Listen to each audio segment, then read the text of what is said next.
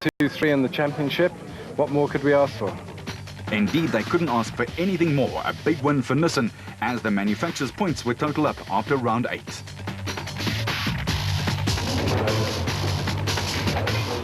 Corbett and Francois Jordaan are putting the final touches to their Dakar Rally preparations as we speak, and the Century Properties Nissan Navara will be flying the Rainbow Nations flag, hopefully very high.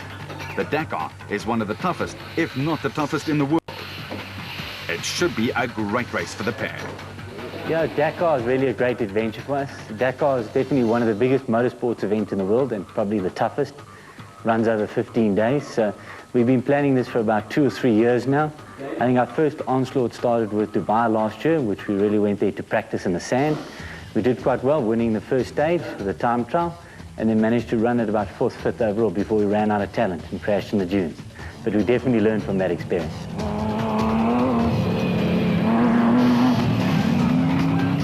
And tell us more about the car that you'll be racing in the dunes of North Africa. Well, this year in Dakar, we're running a Nissan Navara. It runs very similar to the local SP rules, except we allowed a few more changes for Dakar. One major change being the brakes. We're allowed to run AP calipers on the car.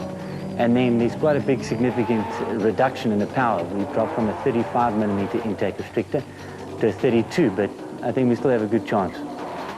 And will you be flying the family colours again? Yeah, definitely. We're going Century Property Development, our main sponsor. It's our family business.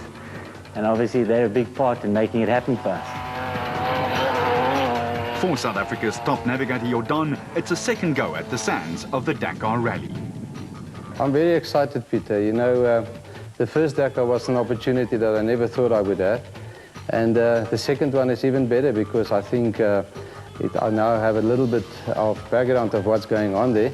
And hopefully it gives me a better chance to compete on a bit better footing with the opposition. How did the South African interest start again at the Dakar after several years where there wasn't a lot of SA men taking on the desert on 4 wheels?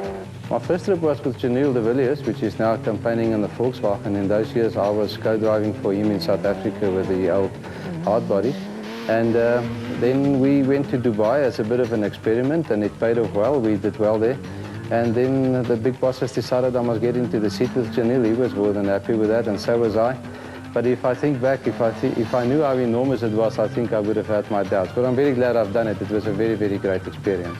We wish them and all the other South African competitors a great 3 weeks of driving. Until the next time you keep it on the road, we'll keep it off-road. That was the ultimate test, the ABSA off